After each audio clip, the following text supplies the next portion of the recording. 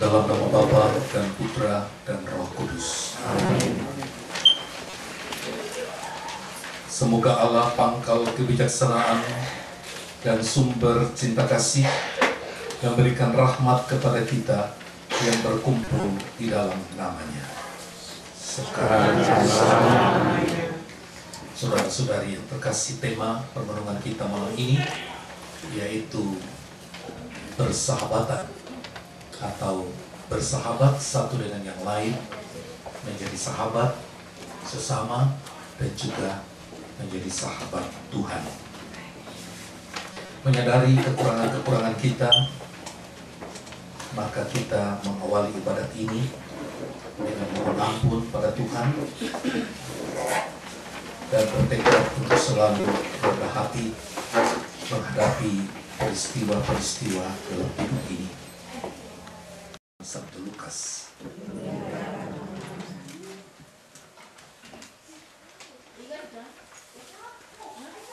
Ketika Yesus pergi keluar, dia melihat seorang pemungut cukai yang bernama Lewi sedang duduk di rumah cukai.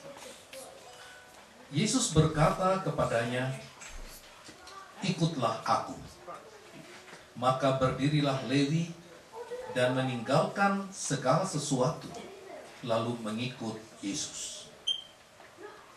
Dan Lewi mengadakan suatu perjamuan besar untuk Yesus di rumahnya. Dan sejumlah besar pemungut cukai dan orang-orang lain turut makan bersama-sama dengan dia. Orang-orang Farisi dan ahli-ahli Taurat bersungut-sungut kepada murid-murid Yesus. Katanya, "Mengapa kamu makan dan minum bersama-sama dengan pemungut cukai dan orang berdosa?" Lalu jawab Yesus kepada mereka, katanya, "Bukan orang sehat yang memerlukan tabib, tetapi orang sakit. Aku datang bukan untuk memanggil orang benar, tetapi orang berdosa, supaya mereka bertobat."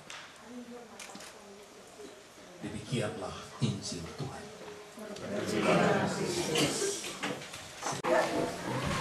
Seorang penulis yang terkenal menulis suatu buku dengan memberikan beberapa tips bagaimana menjadi seorang sahabat yang baik. Dan dia menyebutkan beberapa tips sebagai berikut. Perlakukanlah sahabatmu seperti atau sebagaimana engkau ingin diperlakukan. Jadi kalau kamu gak suka diomongin, jangan ngomongin. Simpanlah rahasia yang dia percayakan kepadamu. Banyak persahabatan rusak karena orang tidak tahan mulut. Berikanlah perhatian kepada sahabatmu ketika dia berbicara.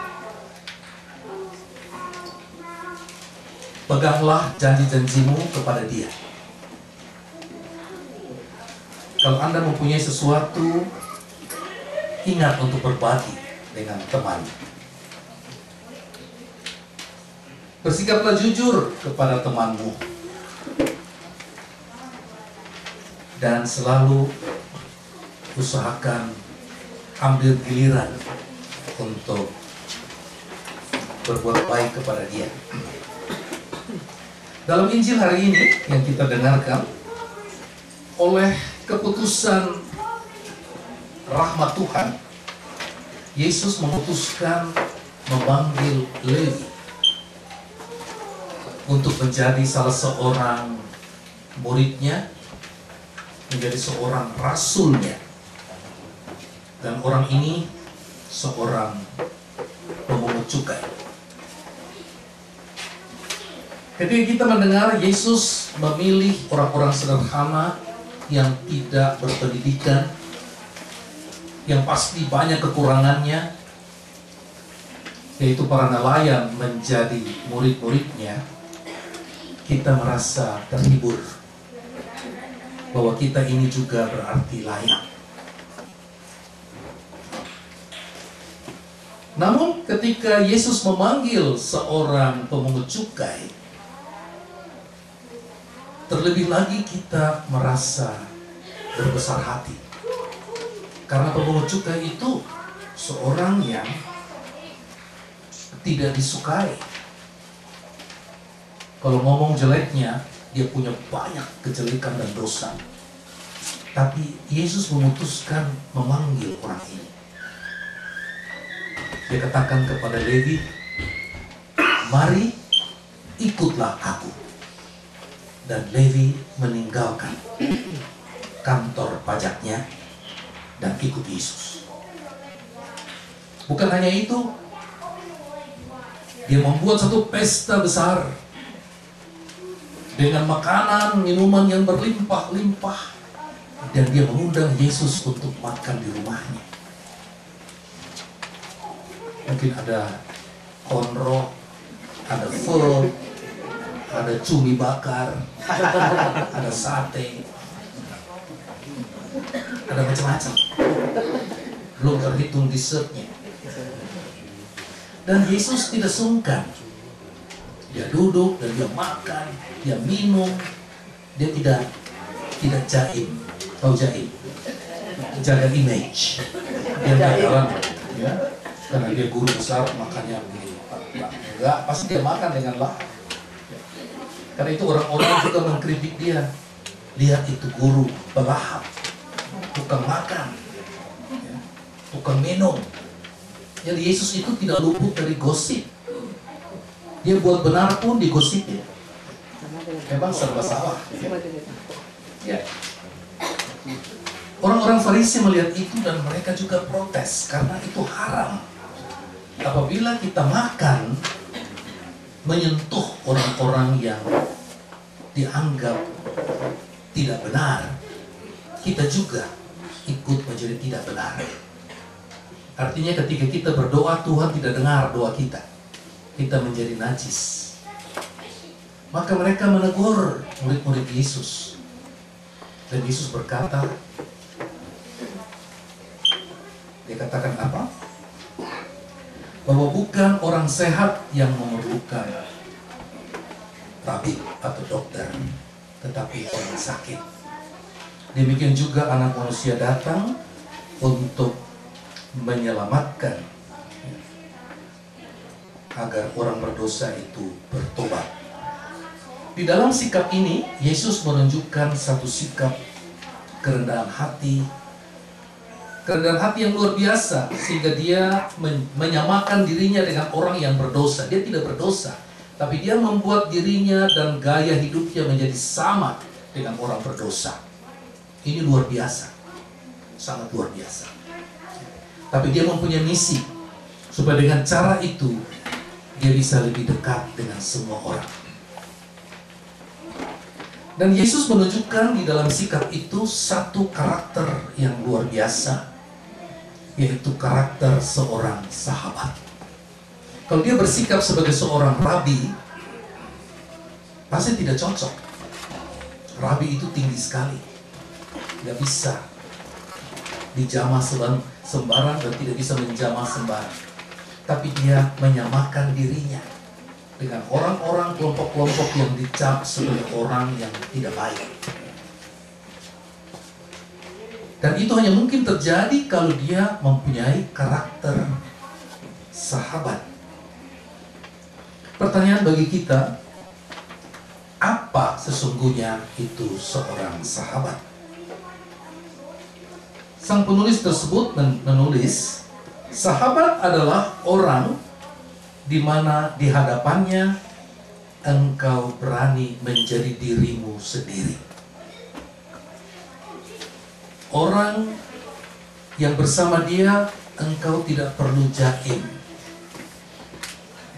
Orang yang bersama dia kamu berani bersikap seperti apa adanya dirimu. Dan kita tahu, kalau kita bersikap seperti apa adanya, maka yang keluar itu yang baik, tapi juga yang tidak baik. Seorang sahabat itu tidak akan meminta Anda supaya kalau jalan dengan aku sopan ya. Enggak. Dia jalan-jalan aja. Dia tidak menuntut supaya sang sahabat itu memakai topeng alim. Tetapi cukup menjadi dirimu sendiri. Sahabat yang baik tidak memaksa dan juga tidak menuntut sahabatnya untuk menjadi yang lebih baik. Dan juga dia tidak menghendaki sahabatnya menjadi lebih buruk. Jika engkau bersama dengan sahabat yang benar, engkau akan merasa dirimu seperti seorang tertuduh atau seorang narapidana yang dinyatakan tidak bersalah. Bagaimana rasanya ketika hakim mengetok palu, engkau tidak bersalah.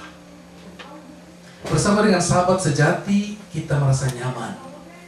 Bahkan ketika seluruh dunia menuduh kita, tapi kalau sahabat itu bersama kita, kita merasa nyaman. Kita tidak perlu bersikap super hati-hati dalam berbicara dengan sahabat. Anda bisa menyampaikan apapun yang Anda pikirkan sepanjang itu adalah asli dari dirimu. Sahabat itu penuh pengertian, termasuk mengerti all the contradictions in your nature. Kita masing-masing tidak boleh sombong, karena dalam diri kita ada sifat-sifat yang kontradiksi. Jadi kalau ada orang berlagak suci, dia akan malu, karena dalam diri dia juga ada sifat-sifat yang sangat tidak suci. Itu namanya kontradiksi.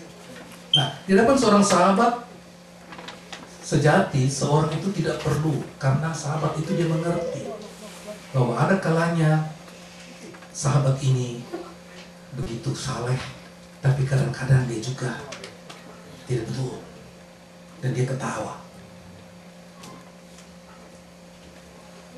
Bersama sahabat, kita bisa bernapas dengan lega, sebab mereka mengerti. And you do not have to be careful with them. Even you can abuse them, you can neglect them, and tolerate them. Dan bersama mereka, engkau bisa diam, engkau juga bisa ketawa dengan ngakak, bisa bermain dengan nyaman, bisa bercanda, dan juga bisa berdoa.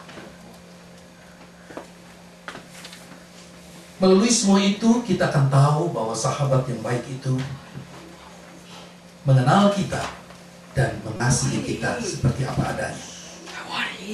Jadi kalau ditanya, what is a friend? I can repeat, a friend is people with whom you dare to be yourself. Kembali ke Injil, Jesus is our friend. Kita bisa cuekin dia sewaktu-waktu. Kita bisa melupakan dia dan tidak kontak dengan dia untuk suatu waktu. Tetapi Tuhan itu tetap memiliki keakraban dengan kita dan terus mau memelihara relasi yang baik bagi setiap orang yang kembali kepada Dia. Yesus itu sahabat kita dan Dia selalu siap. Dia selalu siap kapan saja kita mau membaharui relasi persahabatan kita. Yesus adalah sahabat kita yang menanti untuk mendengar dari kita. He's waiting to hear from us. Karena itu, marilah kita kembali dan menjalin relasi pribadi yang baik dengan Dia. Dan bangunlah secara kehidupanmu di mana Yesus itu ada di sana. Jadi kalau Anda menulis your life story, Yesus ada di sana. bagian dari kisah kehidupan. Karena itu mari kita merenungkan kata-kata Yesus sahabat kita ketika ia satu kali bersabda kepada para muridnya, "Aku tidak menyebut kamu lagi hamba, sebab seorang hamba tidak tahu apa yang tuannya lakukan. Tetapi aku menyebut kamu sahabat, karena segala sesuatu yang telah aku dengar dari Bapa, aku sampaikan kepadamu." Kasihilah seorang akan yang lain. Dan pada saat yang sama juga kepada sahabat-sahabatnya, dia berkata, "Aku pergi meninggalkan kamu untuk mempersiapkan tempat bagimu. Dan kalau aku sudah menyediakan tempat bagimu, aku akan kembali untuk membawa kamu ke tempat di mana aku berada. Agar di mana aku berada, di situ pun engkau." Banyak orang tidak menghayati Yesus sebagai sahabat. Dan sebagai akibat, dia juga sulit menghayati persahabatan dengan sesama. Anda tahu, kalau kita tidak mampu bersahabat, maka kita akan memakai nilai judgmental. Kita nilai orang. Salah, benar, salah, benar, salah, benar. Hitam, putih, hitam, putih. Tapi sahabat tidak demikian. Orang yang mulai dengan sahabat, dia akan melihat temannya itu terang. Dan itu Yesus sendiri memberikan contoh. Sebab sejarah membuktikan jarang sekali orang bertobat karena ditegur hitam putih. Tapi Yesus menunjukkan orang bertobat itu karena disapa dengan persahabatan kasih, dengan pengampunan. Anda lihat Lewi itu dipanggil, dia dimusuhin suatu kota. Tapi ketika guru besar datang dan mengatakan, "Mari gabung dengan saya." Apa yang dia buat? Dia buat pesta besar. Dia mengundang semua temannya. Dan saya bisa bayangkan apa yang dialami teman-teman itu pasti sangat positif. Kita berkumpul hari ini di rumah Henry dan Rani, keluarga yang saya kenal ketika Chelsea masih 2 tahun, sekarang sudah 12 tahun, menjadi pretty woman. Bukan hanya itu, dia smart dan juga baik hati. Sangat penting peranan keluarga, orang tua di dalam membesarkan anak. Dan di dalam zaman modern ini sangat sulit mendidik anak hanya dengan instruksi hitam putih. Do that and don't do that. Tapi dengan sikap sahabat. Bagaimana menjadi sahabat bagi anak itu tantangan. Tapi biasanya di keluarga zaman sekarang, orang tua yang bisa menjadi sahabat bagi anak, dia harus menurunkan dirinya. Di bawahnya itu agak turun. Tapi itu keluarga yang selamat biasanya. Anak-anak itu lebih terbuka, berani untuk menyampaikan sesuatu, dan kita juga harus siap untuk memperlakukan sebagai sahabat dan tidak hanya menjudge. Tidak boleh itu. Tapi kita dengarkan dan memberikan pandangan yang baik. Semoga renungan kita tentang arti sahabat di dalam komunitas ini bisa terimplementasi.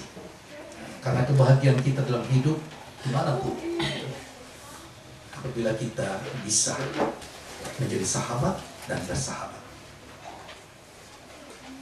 Kalau ada orang mengatakan, "Saya tinggalkan gereja karena situ orang-orang munafik semua," maka konsekuensinya Anda harus tinggalkan sekolah, harus tinggalkan juga kantor, karena di sana juga ada orang-orang munafik. Anda mau kemanapun ada. Karena itu, stay dan jadilah sahabat. Paulus sangat bagus mengatakan, jangan melihat gereja sebagai tempat orang-orang yang perfect, tapi lihatlah gereja sebagai sebuah rumah sakit, di mana semua orang yang di dalam itu orang-orang sakit. Ada yang sakit parah sekali, ada yang terminal, ada yang operasi, ada yang hanya datang rawat jalan, Ya. Jadi kalau kita mengalami orang-orang yang mengecewakan kita, dikatakan segala pakailah jubah perawatmu dan treat mereka sebagai pasien. Amin.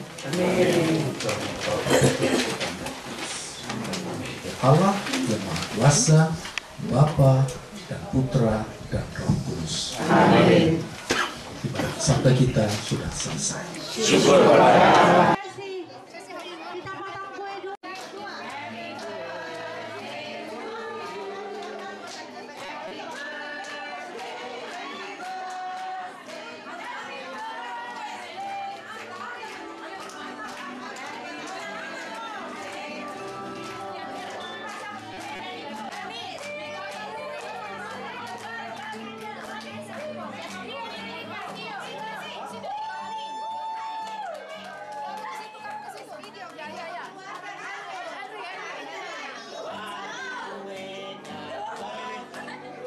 Okay, here. Andre. Ready, here. Ready, 1, 2.